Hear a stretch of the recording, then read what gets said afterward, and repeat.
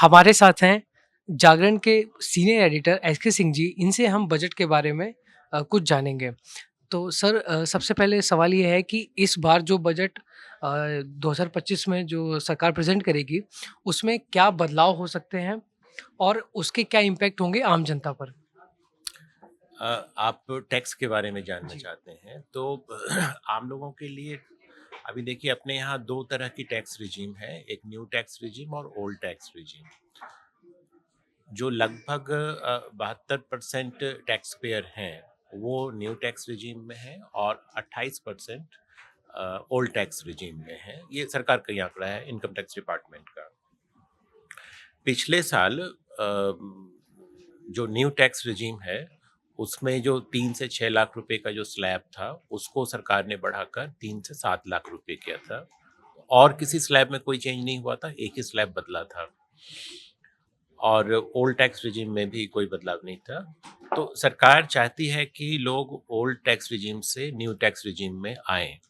तो इसलिए जो भी टैक्स पेयर, जो भी करदाता ओल्ड टैक्स रिजीम में है, उनके लिए किसी बदलाव की संभावना या कुछ छूट बढ़ने की संभावना कम लग रही है, क्योंकि सरकार चाहती है कि लोग उसको छोड़कर नए वाले में आए।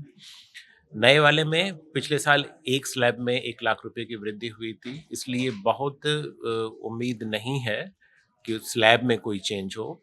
फिर भी कुछ एक्सपर्ट्स मान रहे हैं कि हर स्लैब में थोड़ा-थोड़ा बढ़ा वृद्धि हो सकती है। क्योंकि इकोनॉमी को बूस्ट देने के लिए, लोग डिमांड क्रिएट करने के लिए, लोगों के हाथ में जो डिस्पोजेबल इनकम है वो बढ़ाने के लिए सरकार कुछ अगर टैक्स में छूट दे तो लोगों के पास पैसे की बचत होगी और वो खर्च करेंगे फिर। एक तो ये पॉइंट है। दूसरा, इसके अलावा जो है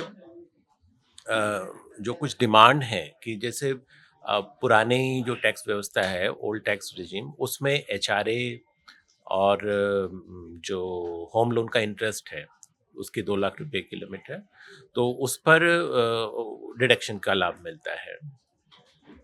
वो नई न्यू टैक्स रिजीम में अभी तक नहीं है। तो वही जो डिस्पोजेबल इनकम बढ़ाने की बात, इकोनॉमी में इनकम डिमांड बढ़ाने की बात है, तो उसके लिए ये एक सुझाव दिया गया है कि जो एचआरए और होम लोन को भी इसमें शामिल किया जाए न्यू टैक्स रिजीम में, तो उसका फायदा कुछ मिलेगा। और इसके अलावा एक हेल्थ इंश्योरेंस से रिलेटेड उसका जो फ़ायदा मिलता है हमें मेडिक्लेम में, जो हम उसका प्रीमियम भरते हैं उसके ऊपर, तो उसमें भी एक सुझाव है कि अभी अलग-अलग एज ग्रुप के लिए वो 25,000 रुपये से 1 लाख रुपये तक की वो लिमिट है। तो उसमें है कि उसको 50,000 से, क्योंकि हेल्थ इंश्योरेंस का प्रीमियम भी लगातार बढ़ा है इधर, और ये 25,000 की लिमिट भी पुरानी हो गई है। तो कि भई इसको 50,000 से, और अपर जो है, अपर लिमिट है वो 1.5 लाख रुपए करने की का रिकमेंडेशन दिया गया है। हेल्थ से रिलेटेड एक और है जो प्रिवेंटिव चेकअप जिसको कहते हैं, तो उसकी लिमिट अभी 5,000 रुपये हर साल की है। यानी कि अब साल में प्रिवेंटिव चेकअप के पर आप 5,000 रुपये खर्च करते हैं तो उतने पर आपको टैक्स में छूट मिल जाएगी। तो लेकिन वही है कि 5,000 रुपये में आजकल चेकअप पूरे साल में बहुत ही मुश्किल, मतलब मुश्किल है, हो नहीं पाता है। तो उसको बढ़ाने की एक डिमांड रखी गई है कि उसको 15-20,000 रुपये साल का किया जाए। तो ये इन जो हमारे आपके जो मिडिल क्लास है, या आम लोग कह सकते हैं कि आम लोगों के से सीधे जुड़े हुए जो टैक्सेस हैं वो ये हैं। और अगर आप थोड़ा-सा इसको हम इनडायरेक्ट टैक्स में भी अगर आप जाएँ, तो उसमें बहुत ज़्यादा चेंज की गुंजाइश अभी नहीं लग रही है। लेकिन जैसे पिछली बार कुछ चीज़ों पर कस्टम ड्यूटी में चेंजेस हुए थे। तो इस बार भी माना जा रहा है कि जो खास करके अपने यहाँ इलेक्ट्रॉनिक्स मैन्युफैक्चरिंग बढ़ाने पर काफ़ी जोर दिया जा रहा है। तो उसके लिए जो कंपोनेंट होते हैं, उसमें जो कंपोनेंट इस्तेमाल होते हैं, तो उनके इम्पोर्ट पर, क्योंकि बहुत सारे कंपोनेंट हैं हमारे यहाँ अभी नहीं बनते हैं। हम उसका इम्पोर्ट करते हैं, उनको असेंबल करके प्रोडक्ट बनाते हैं। तो उनके इंपोर्ट पर अगर ड्यूटी कम की जाए तो हम उनकी मैन्युफैक्चरिंग सस्ती होगी सस्ती और उसका डोमेस्टिक तो फ़ायदा होगा ही, और उसका अगर हम एक्सपोर्ट करते हैं तो एक्सपोर्ट में भी हमारी कॉम्पिटिटिवनेस बढ़ बढ़ सकती है। सकती है। ये एक पॉइंट है। तो ये मैन्युफैक्चरिंग में मतलब सॉरी कस्टम ड्यूटी में एक ये चेंजेस की बात है। तो अब देखते हैं कितना हो पाता है। सर दूसरा सवाल जो मेरा ये है कि सरकार इस बजट में एम्प्लॉयमेंट जनरेशन के लिए क्या चीज़ें इंक्लूड करेगी, क्या बदलाव कर सकती है? देखिए एम्प्लॉयमेंट के लिए पिछले बजट में भी कई कदम उठाए गए थे। एम्प्लॉयमेंट और स्किलिंग हुँ, दोनों के लिए, हुँ, कि जैसे एक अभी एक था कि जो 500 बड़ी कंपनियां हैं हुँ, हुँ, उनमें इंटर्नशिप के लिए था हाँ, कि भी इंटर्नशिप के हाँ, लिए एक स्कीम सरकार लेकर आई थी, तो उसमें सरकार की तरफ से इंसेंटिव का भी था। हुँ, इसके अलावा भी और भी कई चीजें थी हुँ, हुँ, इस एम्प्लॉयमेंट बढ़ाने के हुँ, लिए। इस बार जो सुझाव दिए गए हैं इंडस्ट्री की तरफ से और दूसरी बॉडीज की तरफ से, उसमें एक बड़ा सुझाव जो मुझे लग रहा है कि एम्प्लॉयमेंट पॉलिसी लाने की बात कही गई है कि अच्छा, अभी तक हमारे को यहाँ कोई एक ओवरऑल एम्प्लॉयमेंट ओह! पॉलिसी नहीं है उस नहीं है। तरह से। अगर कोई एम्प्लॉयमेंट पॉलिसी सरकार बनाती है कि भाई आगे चल के इतने साल में, क्योंकि हम डेवलप्ड कंट्री बनने का सपना हम देख रहे हैं, तो उसके लिए एम्प्लॉयमेंट तो हुँ, जाहिर है कि बस, ज़रूरी है। तो आगे चल के विभिन्न सेक्टर में कैसे एम्प्लॉयमेंट बढ़ेगा और उसके लिए क्या-क्या करना पड़ेगा, तो उस पर अगर कोई पॉलिसी आए तो उससे उस पॉलिसी फ्रेमवर्क को का पालन करते हुए हमें आसानी होगी आगे हुँ, चलकर। तो एक तो ये सुझाव दिया गया है। फिर है कि जो लेबर इंटेंसिव सेक्टर है, हुँ, जैसे उसमें टेक्सटाइल आता है, हुँ, कंस्ट्रक्शन है, कंस्ट्रक्शन, हाँ, फिर आपका टूरिज्म है, हुँ, तो उसमें भी काफ़ी बड़ी संख्या में लोग उसमें काम हुँ, करते हैं। तो इस तरह की जो employment the labour intensive sector है, उनके लिए कहा गया है कि जो टारगेटेड पॉलिसी लाइए। ऐसा नहीं कि मतलब आप एक स्कीम या कोई पॉलिसी लेकर आए, वो सबके लिए आपने कर दिया। हुँ, तो किस सेगमेंट की, किस सेक्टर की क्या ज़रूरत है, उसको देखते उसको हुए देखते हुए, टारगेटेड पॉलिसी लाइए, तो बिल्कुल, उससे उस सेक्टर को उस ज़्यादा सेक्टर को फ़ायदा ज़्यादा हो। तो ये एक बात है। फिर है कि महिलाओं की भागीदारी बढ़ाने की बात है। पिछले हुँ, साल भी सरकार की तरफ से लेबर फोर्स में महिलाओं की भागीदारी हुँ, बढ़ाने के लिए कई स्टेप्स थे। इस बार भी उन स्टेप्स को और बढ़ाने के लिए सुझाव दिए गए हैं कि क्योंकि अभी जो लेबर फोर्स है हमारे यहाँ, उसमें महिलाओं की भागीदारी 1/3 से भी कम है। हुँ, हाँ, अभी 1/3 से भी कम है। हाँ, तो इसको अगर बढ़ाया जाए हुँ, तो जैसे एक सुझाव इसमें ये है कि जो छोटे बच्चे होते हैं, हुँ, जिनकी देखभाल हुँ, के लिए माँ की ज़रूरत हुँ, पड़ती है, तो अगर कोई महिला छोटे बच्चे को लेकर के काम की जगह फैक्ट्री में या ऑफ़िस हुँ, जाती है, तो उसकी देखभाल पर, बच्चे की देखभाल पर जो खर्च होता है, उस खर्च पर उस महिला को इनकम में छूट मिले, छूट मिले, ठीक, टैक्स में, ठीक। ठीक है? तो ये एक सुझाव दिया गया है। फिर स्किलिंग और अप स्किलिंग की बात है कि पिछले साल भी इस पर कई स्कीम कई घोषणाएँ सरकार ने की हुँ, थी।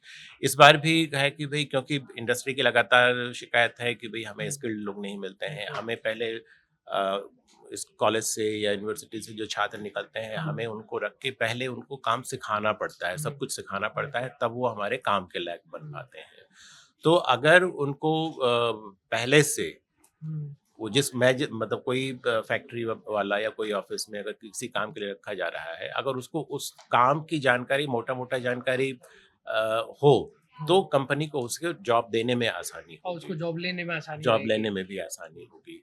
ये एक बात है। हुँ, एक और इंटरेस्टिंग सुझाव ये है कि जो विदेश में रोज़गार है, हुँ, उसके लिए लोगों को तैयार किया जाए। तो उसका आधार ये बनाया गया है कि बहुत सी कंट्रीज़ में जो एवरेज एज है लोगों की बढ़ रही है, यानी कि हुँ, वहाँ की आबादी बूढ़ी हो रही है। बिल्कुल, तो वहाँ जो ऐसे लोग चाहिए जो काम कर सकें, हुँ, यूथ की रिक्वायरमेंट है वहाँ यूथ की पे। रिक्वायरमेंट है। और आप देखिए तो वर्ल्ड बैंक, आईएमएफ सबकी रिपोर्ट हुँ, है हाँ, कि आगे चल कर के जो लेबर फोर्स सप्लाई है उसमें ग्लोबली, पूरी ग्लोबली, दुनिया में, हुँ, उसमें भारत बड़ा बड़ा पार्टिसिपेंट होगा। पार्टिसिपेंट। तो उसके लिए ये सुझाव दिया गया है कि जो मान लीजिए आप किसी पर्टिकुलर कंट्री में जाकर जॉब करना चाहते हैं और ख़ास तरह का जॉब करना चाहते हैं, तो किस तरह का जॉब करना चाहते हैं उसकी स्किलिंग हो आपकी, और साथ में उस वहाँ की भाषा, वहाँ की संस्कृति, उन सब के बारे में भी आपको बताया जाए, ताकि आप वहाँ जाकर रह सकें, वहाँ जाकर के काम कर सकें। सही। ये भी एक बहुत अच्छा सुझाव है। हाँ, बहुत अच्छा सुझाव है ताकि वो आप वहाँ जाकर आप सेटल हो जाएँ अच्छे से। हाँ, तो कि मतलब ऐसा ना हो कि आप वहाँ जाकर के एकदम से अपने आप को हाँ, अजनबी महसूस करें और वहाँ के लोग आपको एक्सेप्ट ना कर पाएँ, तो फिर दिक्कत हो जाएगी, तब फ्रिक्शन होगा, फिर वो हाँ। दिक्कत होगी फिर। तो ये भी एक अच्छा सुझाव है। और एक और आखिरी बात इसमें मैं जोड़ूँगा कि जो एमएसएमई के लिए, कि एमएसएमई में करोड़ों की संख्या में उसमें रोज़गार हैं। हुँ, रोज़गार में बड़ा एक योगदान करने वाला सेक्टर है एमएसएमई। तो एमएसएमई के सामने जो दिक्कतें हैं, चाहे वो उनके कर्ज़ लेने में दिक्कत हो या उनके जैसे हमारा जो एक्सपोर्ट है, उसमें हुँ, लगभग आधा आप कह सकते हैं कि एमएसएमई करते हुँ, हैं। तो एक दूसरे देशों में जहाँ पर एक्सपोर्ट करते हैं, वहाँ पर इकोनॉमिक क्राइसिस जैसे कि बहुत से देश हैं जो अभी युद्ध के कारण भी प्रभावित हैं, हाँ, प्रभावित कहीं है। इकोनॉमिक क्राइसिस हुँ, की वजह से, हुँ, तो अलग-अलग कारणों से अलग-अलग जगहों पर समस्या है और उसकी वजह से कई बार हमारा एक्सपोर्ट ऑर्डर कैंसल होता कैंसल है होता है। या पेमेंट में देरी पेमेंट होती डिले है। होती है। तो इस उस उन सब का असर ये हो रहा है कि जैसे आपने जो एमएसएमई है, उसने बैंक से कर्ज लिया तो उसको कई बार वो समय पर किस्त नहीं चुका पाता हुँ, है। तो एक ये सुझाव है कि इस तरह के जो स्ट्रेस्ड यूनिट्स हैं हुँ, एमएसएमई में, हुँ, तो उनकी पहचान करके हुँ, अगर उनको कर्ज लौटाने में देरी होती है, तो हुँ, उनको उनके लिए कोई राहत वाला राहत राहत वाला। वाली राहत दी जाए उनको, क्योंकि इसमें उनकी अपनी कोई गलती नहीं है। हुँ, बिल्कुल। ये बाहर दूसरे देशों में दूसरे जो देशों समस्या में है, उसकी वजह से उनका बिज़नेस प्रभावित हो रहा है और वो कर्ज लौटाने में समय पर किस्त नहीं दे पा नहीं रहे दे पा रहे हैं। हैं। तो इसमें भी राहत देने की एक राहत देने सुझाव दिया गया है कि अगर इस तरह का कदम उठाया जाए, तो वो हो ये रहा है कि इस तरह के अकाउंट जो होते हैं, इस तरह के जो एमएसएमई हैं उनको अगर मान लीजिए उसने समय पर कर्ज किस्त नहीं लौटाई, तो उसका जो अकाउंट है, उसको उसको एक कहा जाता है कि स्पेशल मेंशन अकाउंट, हुँ, तो एसएमए कैटेगरी कहते हैं। तो उसमें अगर डाल दिया जाता है उसके अकाउंट को, हुँ, तो उसको आगे चल के बैंकिंग ट्रांज़ैक्शन में काफ़ी दिक्कत आती है। और बहुत से यूनिट्स हैं, जो उसकी वजह से बंदी के कगार पर पहुँच गए हैं। हुँ, तो बिना मेरी गलती के मेरी यूनिट अगर बंद हो रही है, तो उसके लिए सुझाव है कि हुँ, भई उनको थोड़ा समय दिया जाए थोड़ा ताकि समय वो दिया जाए रिवाइव कर ताकि सकें। तो ये रोज़गार के लिहाज से कुछ सुझाव दिए गए हैं सरकार को, देखिए इसमें से क्या हो पाता है। जी, जी।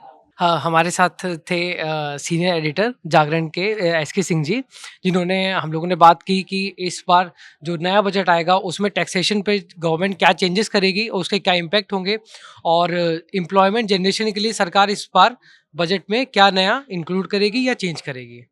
धन्यवाद।